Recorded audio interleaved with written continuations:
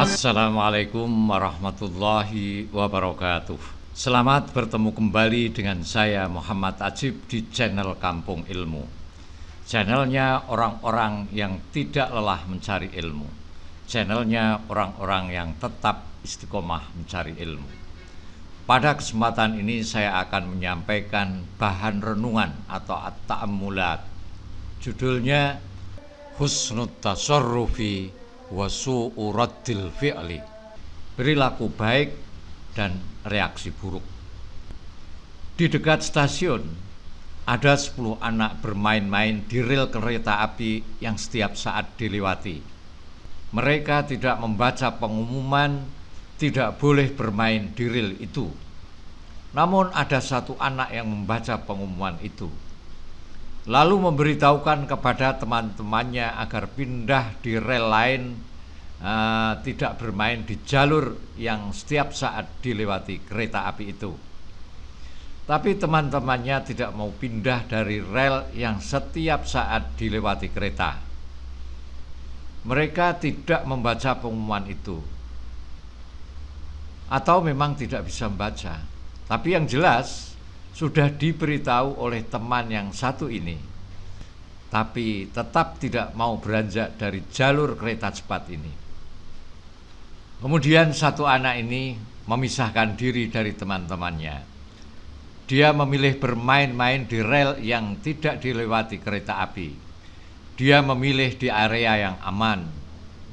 9 anak itu memilih bermain di jalur yang dilewati kereta api setiap saat.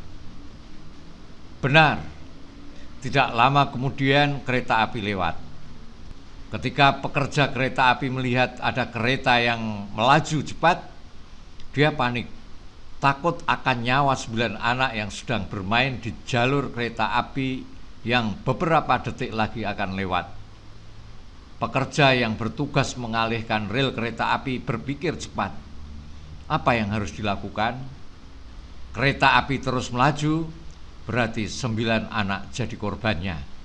Dia harus memutuskan secara cepat, tidak bisa ditunda. Dia memutuskan untuk mengalihkan kereta berjalan di jalur yang sepi, yang hanya ada 1 anak yang bermain di sana. Maka selamatlah 9 anak, dan matilah anak yang memisahkan diri itu. Dengan demikian dia menyelamatkan nyawa 9 anak itu. Artinya keputusan ini menghasilkan kerugian sekecil mungkin. Berita tertabraknya 1 anak oleh kereta api dan terselamatkannya 9 anak menjadi viral.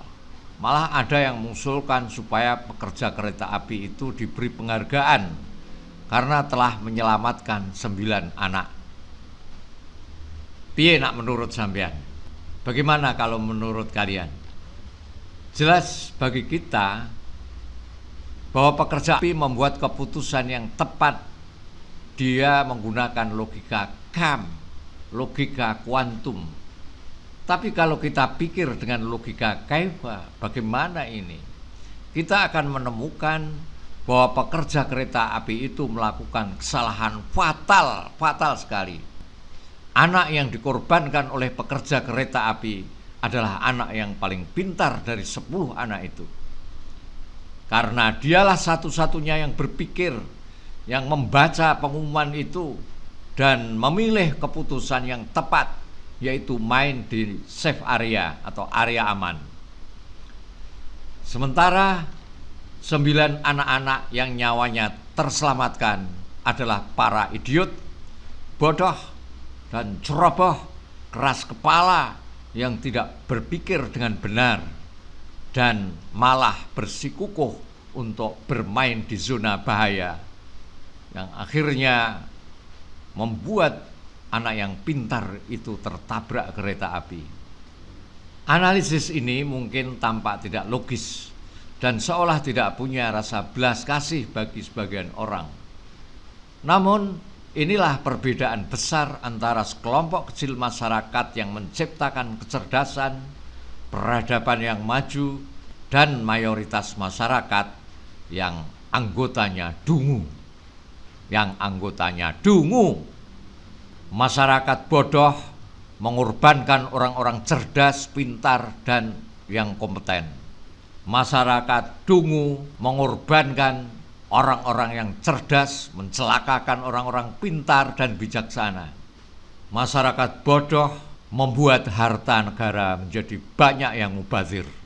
Adapun masyarakat cerdas di negara maju dan beradab, para pemimpinnya mencurahkan pikiran dan segenap potensinya dengan anggaran belanja negara yang besar untuk mendidik dan menciptakan orang-orang berakal, cerdas, yang bijaksana dan menjunjung aturan dan keadilan. Karena orang-orang cerdas, bijaksana, dan adil kalau diberi kesempatan akan memimpin masyarakat dan membuat kebahagiaan, keadilan, dan ketertiban. Bahkan untuk orang-orang bodoh juga ikut merasakan kesejahteraan dan kemakmuran atas kepemimpinan orang-orang berakal, pandai, dan pintar. Kesimpulan, ada masyarakat yang menciptakan kecerdasan dan ada masyarakat yang menciptakan kebodohan. Anda berada di mana? Anda berada di mana? Sahabat Kampung Ilmu yang berbahagia, kecerdasan fitri yang dianugerahkan Allah yaitu kecerdasan untuk taat aturan Allah. Sayang ini dilawan dengan reaksi buruk mayoritas masyarakat jahil berupa penolakan atas aturan Allah. Padahal aturan Allah pasti baik.